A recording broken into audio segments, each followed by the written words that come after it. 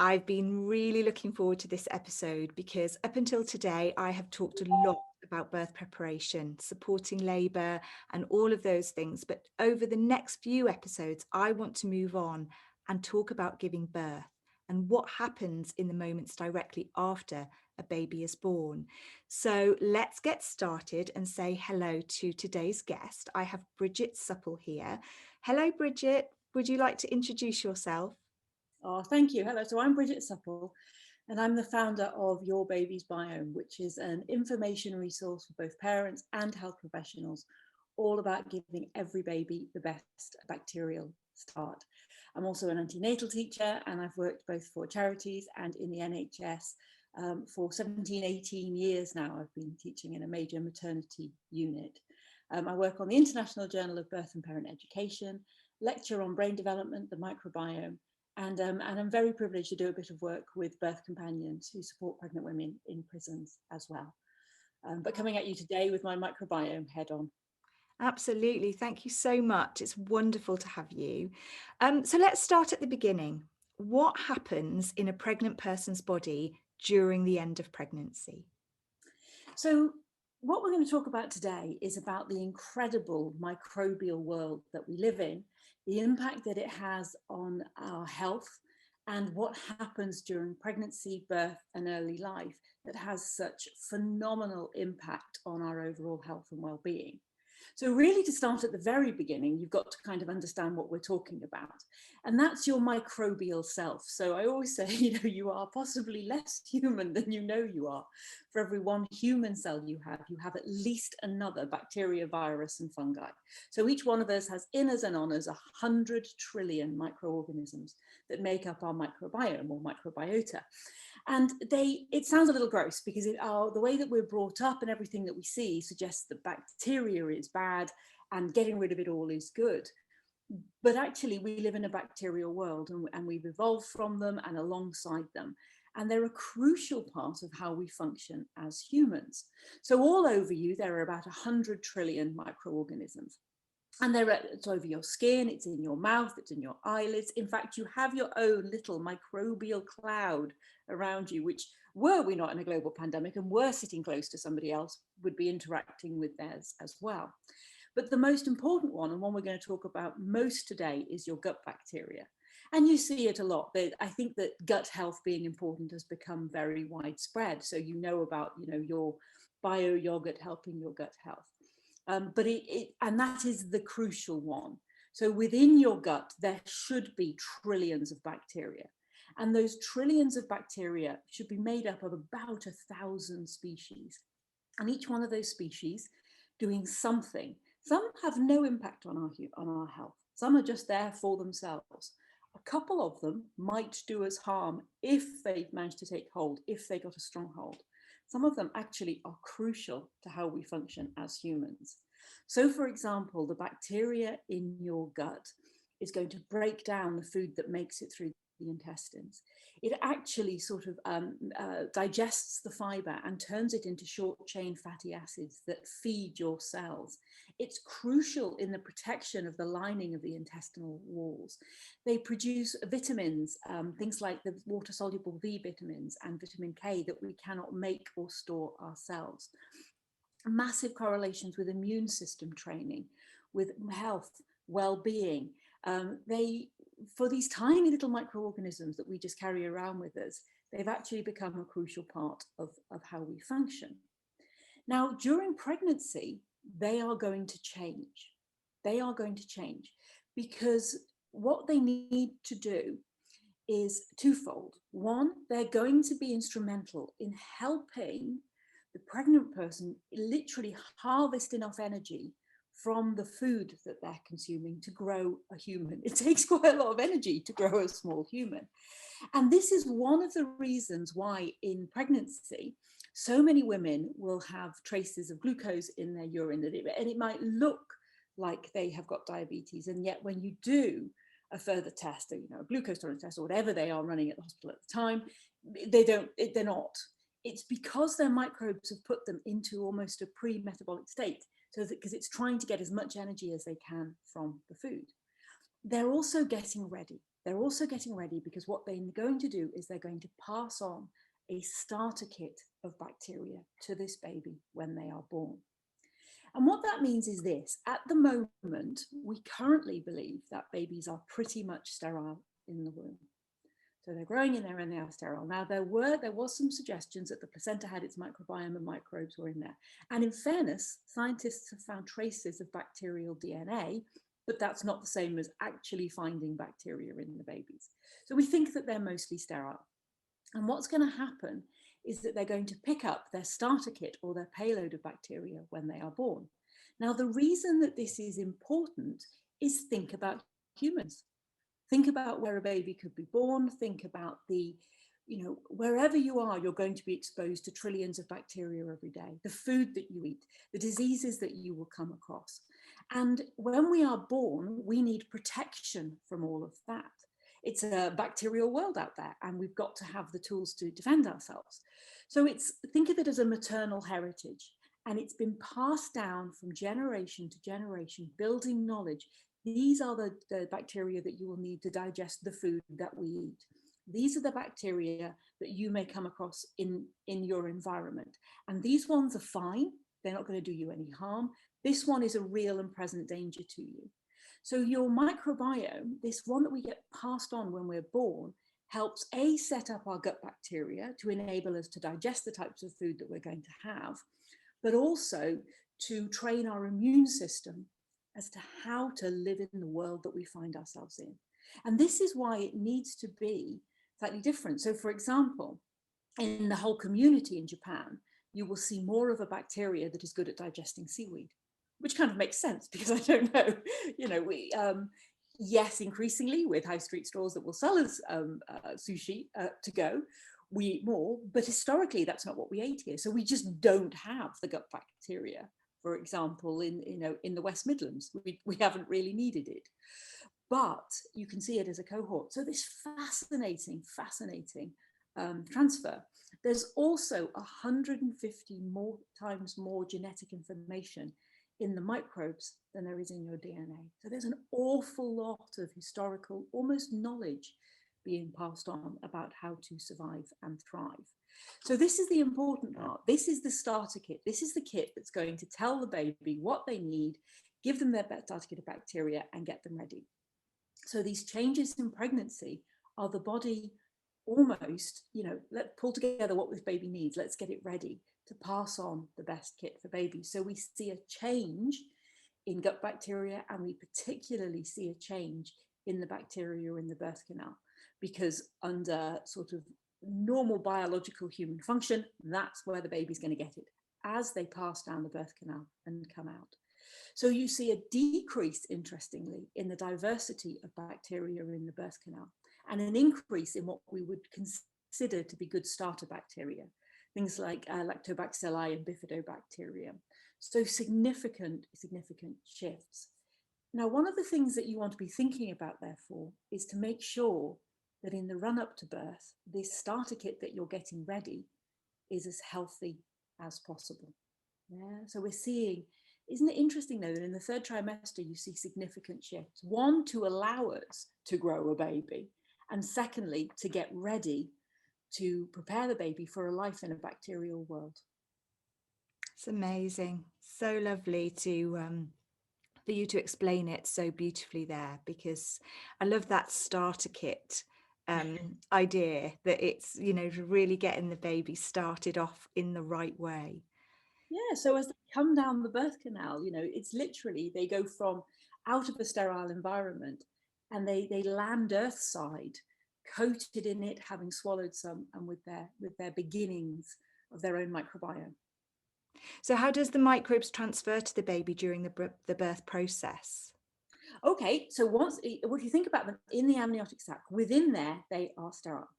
And as labor progresses and the waters break, the baby gets surrounded by all of the bacteria that's in the birth canal. And you know this, Sally-Ann, that most babies don't just pop straight out. They are in the birth canal a while. They are passing down it. So they're literally being coated in it. So in the very first weeks of life, you will see that it's almost a little bit uniform all over their body, say 24 hours afterwards. But by our age now, we have very different communities, say between our fingers, behind our knees, on our face. But to begin with, they just get this coating, and these will grow into these individual communities. They're also going to swallow some. And that's the bit that gets in to start forming the gut bacteria. And this is why it's so important. So as they pass down, they are getting this coating. Now, as babies are being born, it is not an accident that the rear passage is so close to the birth canal. And so many women, and I'm sure you've come across this, are worried about having a poo during labour. Yeah. And I say again, this is not an accident. There is a reason that the two are so close together. It's because actually you don't want the baby to just get vaginal microbes. It's actually really important that a bit of the gut bacteria, which comes out in fecal matter, is in there. So that's why they are so close together. So they will pick up this mixture of the two, and that's their complete starter kit. So as the baby comes down, they're picking this up. They're then born. We scoop them up for lovely skin to skin, which not only regulates their heartbeat, breathing, and temperature, but also colonizes their skin, interestingly, with the skin bacteria that they need. Now, the final step in the biological norm is, of course, breastfeeding. Yeah, this is the biological norm for babies. And breast milk is, and the microbiome around breast milk is just phenomenal. So breast milk itself is packed full of microbes. A third of babies' microbes are going to come in breast milk. But also it provides a food for the microbes. So important is it considered that these microbes survive and thrive, that breast milk contains, well, so far we've identified over 200 what are known as human milk oligosaccharides. Now, 20 years ago, when I was training as an antenatal teacher, they were called a carbohydrate. And there was a carbohydrate in breast milk that was no use to the baby. And nobody quite knew why they were there. Do you remember this? Yeah? And it's puzzling that breast milk, that's so extraordinary in so many ways, would have something that appeared to be useless in it. And it's absolutely not. These 200 human milk oligosaccharides, they target individual beneficial microbes, and they are food for the microbes to make sure that the right microbes survive and thrive. They provide food for them as well. So you have this process of what is referred to as seeding the microbiome, so transferring it from mum to baby, and then feeding the microbiome to make sure that those bacteria survive and thrive. It's brilliant. Mother Nature, she's amazing, isn't it? I know, isn't that just? I know. It's quite incredible when you think about it. So if a baby isn't born vaginally, what kind of ways is this baby getting? I mean, you've just mentioned a few. You've just said obviously skin and also breast milk. Are there any other ways that the baby can get some microbes? So it is really important to talk about caesarean birth, because when babies are born by caesarean, they don't pass down a birth canal and they don't pick up their starter kit. Now, just absolutely clear from the onset here, this is not a criticism of caesarean. And it's really important that everybody who is listening or watching this knows I have 4 children. And the whole reason that I have invested so much time and passion and effort into this is because my eldest of my 4 was born by emergency caesarean, and he absolutely needed to be born by caesarean. And I am forever grateful that we could get him out when he needed to be got out. But if I had known 20 years ago what I know now, the aim would have been to do better in terms of his microbiome. It wasn't even on the radar 20 years ago. And the reason is this: when babies don't pass down a birth canal, they don't get their starter kit. Now, the significance of the starter kit is this: the microbes that get in first are the ones that tell the immune system which a friend, which a foe, what to attack and what not, what to tolerate and what to not. So there is evidence that shows that babies who do not pass down a birth canal, who do not get their starter kit, babies born by caesarean, are 20% more likely to have things like asthma and to have things like allergy. Now, that's 20% more likely. That's not if this, then that. And that's really, really important. But as I always argue, it is a numbers game. In the UK, in a year, there are around 800,000 births. Of that 800,000 births, a quarter are born by caesarean. Now that's a quarter of babies who then get a different payload when they are born. And that quarter of all those children have a 20% increased chance of asthma and allergies. Now, my eldest lives with life-threatening allergies and severe asthma, and it literally affects his everyday life, everyday life. So for me, it's about doing better. It's about, if I can make sure, if I can just stop one child living with the conditions that my boy does, then all of this work has been worthwhile. All right. So this is not about criticizing caesarean. It's about saying, look, when they need to be born. So we know it makes a difference because there was a study, and I think it was 2018, that showed that it's the bacteria that gets in first that remains the most dominant. So what happens first actually has long-term implications. So there have been some studies that show, after a couple of months, their bacteria is looking a little bit more similar. But remember, it's that training of the immune system at the beginning that makes a big difference. So two differences. If mum has gone into labour, if she's laboured, waters are broken and baby's gone into the birth canal, then there will have been some seeding of the microbiome. They may well have picked up some microbes. So there's a big difference between a caesarean that takes place after labour has begun and a planned caesarean where there is no labour. And I mean, there are already differences. So we know that there are epigenetic differences when mum doesn't labour, when there isn't a labour, that there are epigenetic differences because the process of labour can turn on some of the systems or not in the baby. But they get a very, very different set of microbes. Their microbes tend to look more like skin and the environment of the theatre, whereas the babies who've had some exposure in the birth canal will have picked up some of those microbes. So when a baby does need to be born by caesarean, you need to think in terms of where do they get their microbes. So a couple of things that we can do. Absolutely trying to do skin to skin in theatre. And, very rarely there are occasions where that wouldn't be appropriate if baby needs to go straight to theatre, for example, or if they're very poorly and they need assistance immediately. But as much as physically possible, making sure that skin to skin is facilitated straight away. One of the biggest things is you have to consider where they're going to get their microbes. Now, if a baby is born by planned caesarean and they are formula fed from the get-go, where's their immune system training? Where are their microbes coming from? Yeah. So even if you just do one breastfeed, then that's going to be really significant. Now, do remember that part of a caesarean birth and a protection afterwards for infection is that there will be antibiotics given. And they will automatically affect any breast milk that is made. And in fact, we see alterations in the breast milk just because of the caesarean. Not even taking out the antibiotics, it's going to alter the way that they're formed, which is fascinating in itself. So you could consider harvesting colostrum before you go into theatre. Now, it's got a precedent set in terms of gestational diabetes, where women are harvesting it before they go in, and actually seems to be becoming more and more widespread regardless.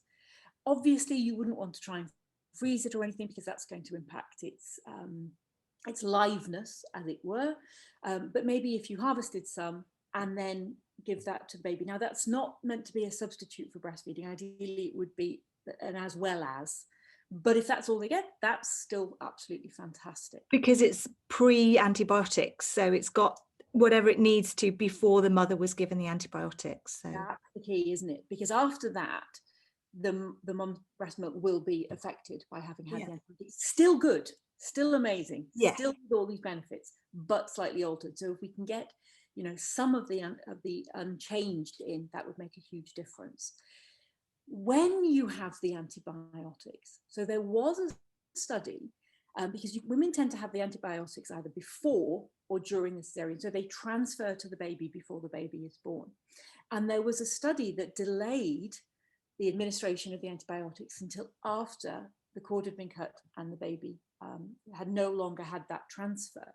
Right. And that did improve the microbiome diversity of the babies. Yeah, so they still had the impact of being born by caesarean, but that was better. So that's another thing to consider of when the antibiotics are administered. I would suggest a blanket from home. Now, you know, if you get your baby blanket and maybe sleep with it or hold it against yourself. Now, you absolutely couldn't bring that into theatre because it's not sterile. But as soon as you get to recovery, you can wrap the baby in that. I found lots of theatre staff are very receptive to what the baby is wrapped in, actually.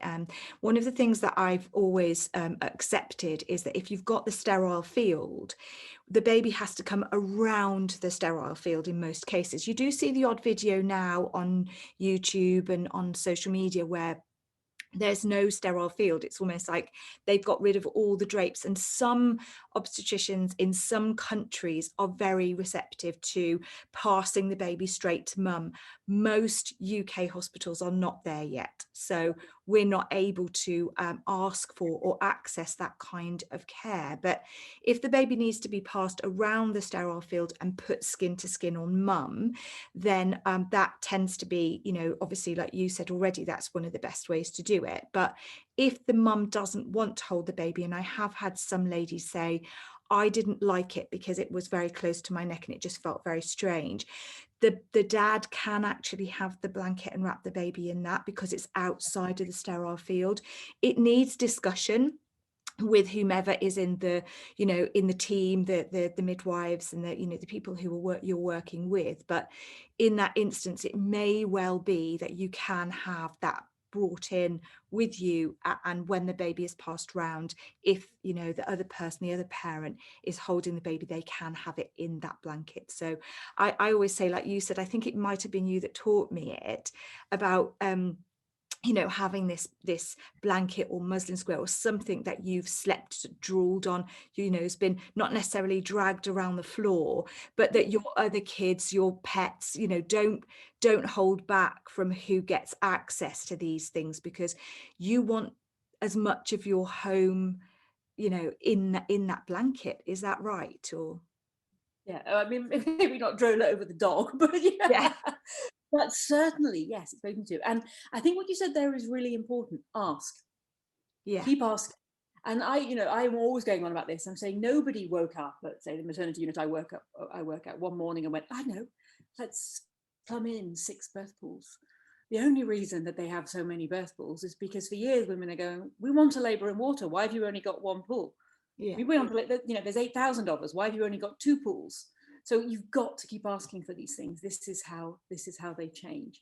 definitely. But doing these small steps, ideally coming back to feeding, extended breastfeeding. That is the key. But again, it is entirely, you know, your right to choose to feed your baby however you like.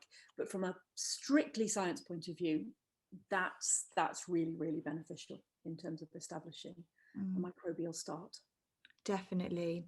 I want to talk a little bit more about antibiotics, because regardless of how the baby is born, some babies vaginally born, some babies via abdominal birth, whatever way, they still end up with antibiotics, because in some instances they've ticked a box, they're grunting, they've passed meconium in the womb.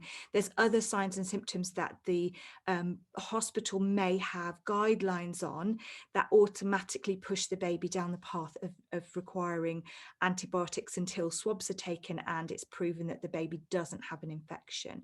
Now, this in itself goes on to cause quite a lot of issues. My own experience of witnessing mums in the postnatal period are digestive issues in general, skin, really bad skin. The babies have terrible skin and they don't sleep well. I mean, I know that's really, really controversial to say that, because no newborn would fall into the category of being an amazing sleeper. But as the months roll on and time goes by, that baby's gut, if it's not supported, can affect their sleep in the long term. So that's the best way for me to describe it. So those are the 3 most common things that I find. So what do you say when you're talking about antibiotics in general, regardless of birth? How would you support a baby's gut or the mother's gut or anyone's in that scenario? So antibiotics, interestingly, in pregnancy, are the most prescribed medication. Yeah. Yeah, they absolutely are. And they have an impact. So we discovered earlier that we are microbial. And if you think about antibiotics, is that they take them out, and they're not selective. They don't tend to target just one. There is collateral damage that comes along with that. So any antibiotic exposure in pregnancy, at birth, immediately after birth, does have an impact on the baby's developing microbiome.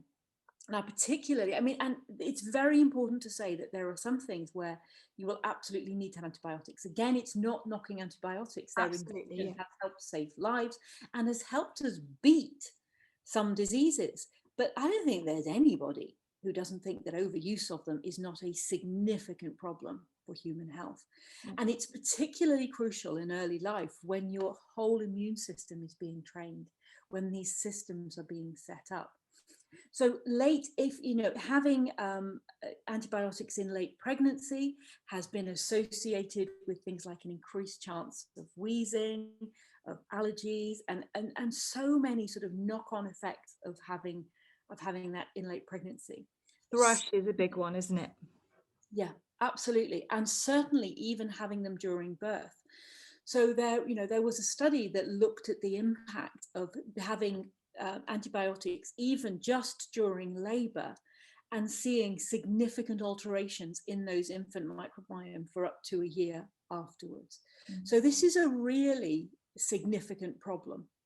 And it's a very, very difficult balance to strike, because should hospitals not act on the warning signals or the risk factors that they have identified and not give antibiotics or not recommend them, and heaven forbid something happen, they are wide open to be sued. But what that doesn't take into account is the collateral damage and that balance, and we never quite do the full cost benefits of it. It's like caesarean birth. If you look in 2018, the Lancet did an entire issue on the short and long-term impacts of being born by caesarean. All right. How often, though, do they come up in the discussions about whether or not you go to a caesarean birth?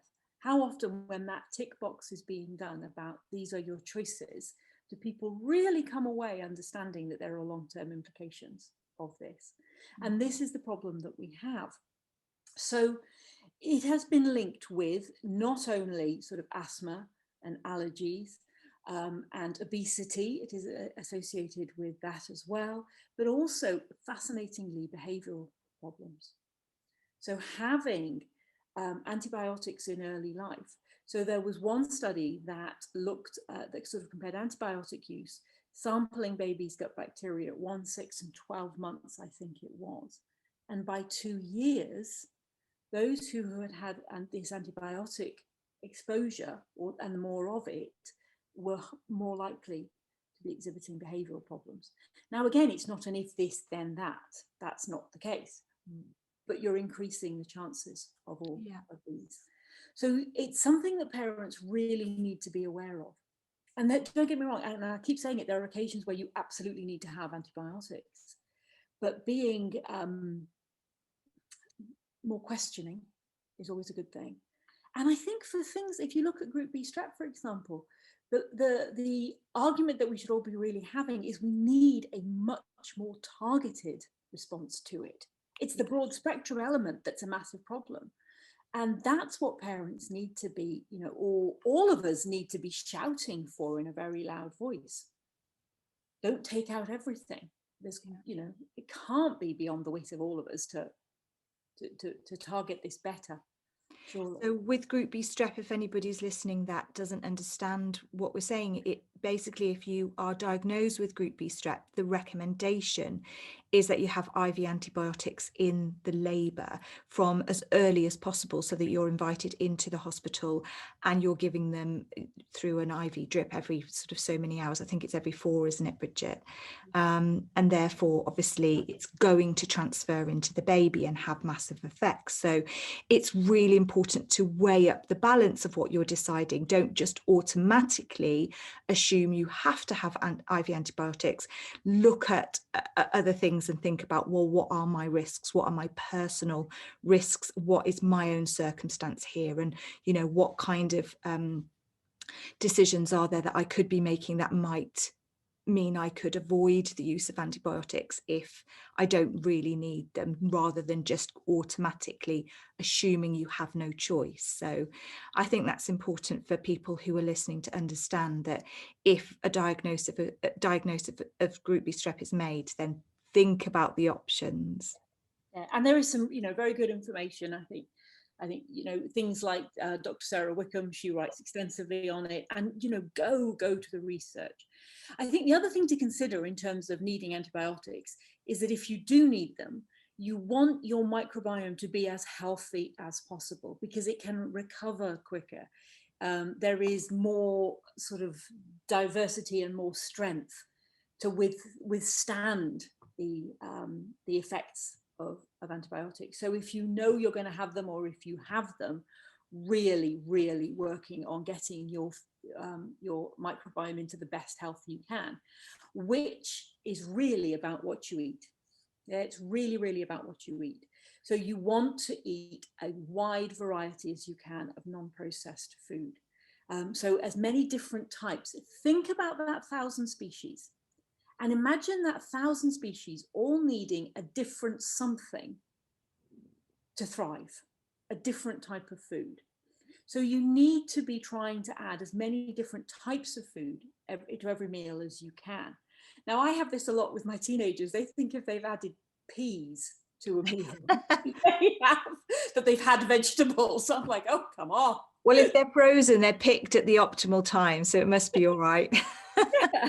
And they think that if they just eat more peas, then they've hit their 5 a day.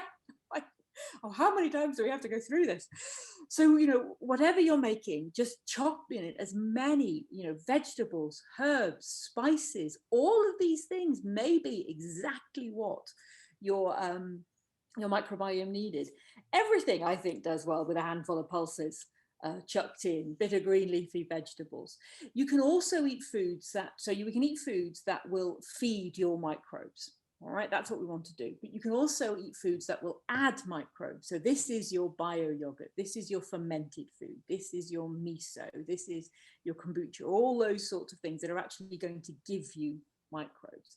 So we can help support our microbial health. So it is better prepared and better fixed to recover from antibiotics as well. So really thinking about it. I would always argue that your best source of microbes is food. But there are some limited studies that show that a very good quality probiotic, because most of the ones that we get don't actually get all the way down. They don't make it, they don't survive long enough to get to the gut bacteria, but they can be helpful. So perhaps considering that. And you can have that just sort of mum, or you can also have some infant ones as well. Personally, I go for the food first, but they could be helpful, because I think that when there has been an onslaught on your microbiome, anything that we can do to help it restore and recover is helpful. It's worth saying that if you're going to buy a probiotic, make sure you buy a good one. Don't just go to, a high street shop and purchase something because it says probiotic. Make sure that you go to a good quality, independent retailer who's got knowledge about what they're talking to you about, and talk to them specifically about your circumstances, because there are different probiotics for different reasons. And it's very important that, if you have had a caesarean section, or if your baby was exposed to antibiotics for a different reason, that you go along and you talk to somebody who knows what they're doing. Alternatively, you can actually phone the companies themselves who have experts to help assist you with choosing the right one. But the pediatric formulas that I know of are actually able to be used from birth. So again, everything needs discussion, everything needs careful thinking about. Not all, parents would want to give their baby a probiotic, but it is something you can do if you think it would be beneficial. And I was certainly having a conversation with one of my Coffee Morning Mums yesterday, and she waited a few months because she hadn't wanted to put something into her baby's body she was a bit unsure about. And she did actually say she wished she'd started earlier, because the effects on the baby's gut and the poos and on all of the digestion issues that she was experiencing really did quickly resolve themselves when she started supporting the baby with these probiotics. So for some, it is worth investigating if you think your baby has enough of an issue to need them or warrant them. And it is a good point, because remember, nothing is, a perfect solution. So if your whole microbiome has been has less diversity, then even a good bacteria can behave badly if there's too much of it, if that makes sense. So that's why, I'm always say go to the food, but I will absolutely agree with you and recognize that sometimes actually we just need a little bit of fortification and a little bit as well. So preparing in advance, especially if you know you're planning a caesarean section, it's worth getting out there and doing your research in the pregnancy to figure out how to support the gut. And another one that I did mention just now was thrush. You do find women experience terrible thrush, and they think it's just something that they is part and parcel of, having a baby, when actually it can be helped and supported by eating, like you said, eating foods really, good foods that will help the body to sort of sort itself out in that way, but alternatively getting in a probiotic. So thinking about that. Yeah. But also all the things that will really improve your microbial health. So avoiding sugar as much as possible. Yes. Sugar, artificial sweeteners, really not very good for your microbes. Emulsifiers, things, like mayonnaise, if you read the ingredients, anything that's there to bind food to help prevent shelf life also binds up your microbiome. So that's not as good for your gut bacteria, rather. It makes it behave differently. Reducing stress. Your microbes will do worse. They don't like being stressed. And everybody knows this. When you're very stressed in your head and you've got everything going on, you quite often get an upset tummy, or you feel it in your tummy. And it's a bi-directional communication. So if the microbes in your gut are stressed, the chances are that you will have mental health difficulties with it, or it's an increased chance. But equally, if your head is very stressed, your microbes will suffer as a result of that. So reducing stress. Exercise is really good, interestingly, for your microbiome. So it's good for you, but it's also good for your microbes. Now, the recommendation that in pregnancy you do 150 minutes of moderate exercise a week. So that's 5 lots of 30 minutes of moderate. My suggestion is always that you do something that you want to do. Don't make yourself do something that you absolutely hate. But find a way of exercising that gives you happiness and go and do that. So that could just be taking yourself out into the woods for a very brisk walk. And, and it could be something more substantial. But all these things actually help your overall microbial health. So it's food, it's exercise, it's getting outdoors. Yes. Getting outdoors, being exposed to the microbes of nature actually helps us pick them up and helps us take them on board. Now, obviously, gardening, you need to be careful of things like toxoplasmosis, for example, but getting out in nature is phenomenally good for helping you. So in pregnancy, there are so many things. The key one, really, aside from food, is stress, I would say. And even if we weren't talking today about the microbiome, if we were just talking about a healthy pregnancy, reducing stress is always key.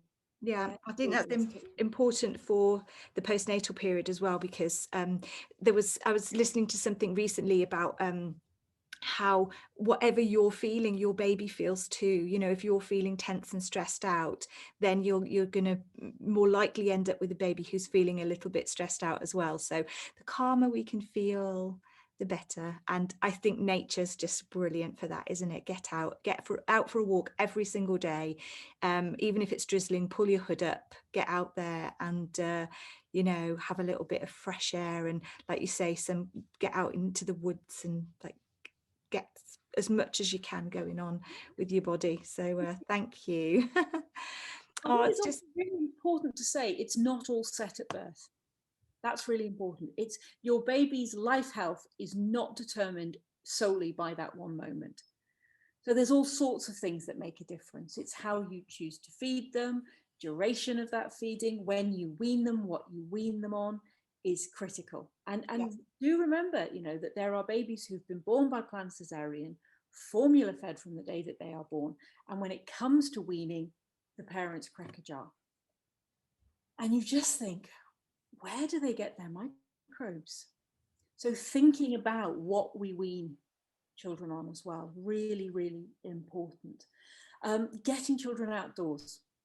They need to be, from infancy, they need to be outside. Their microbes need to be outside. They need to be allowed to get mucky.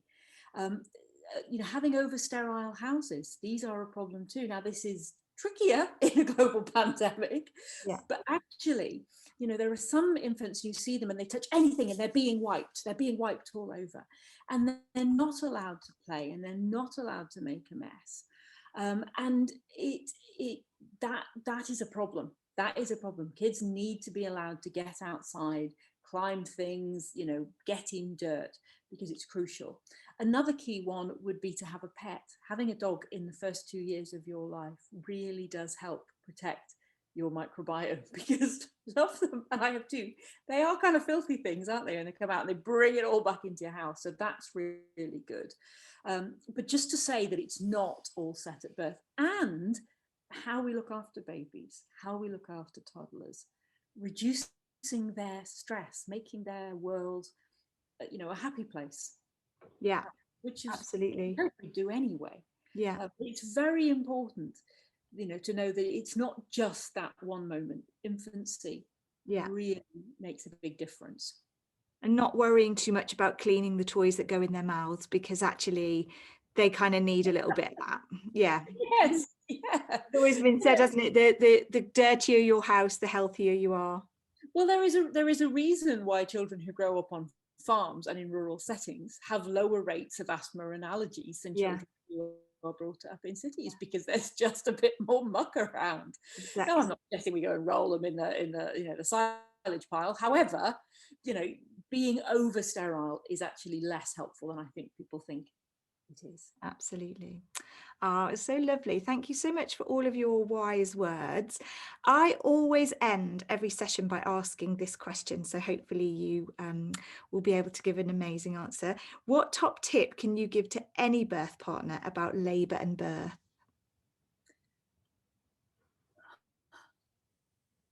I think, and it depends when you're listening to this, things are very different at the moment. We're still only allowed sort of one partner in most places for labour and birth.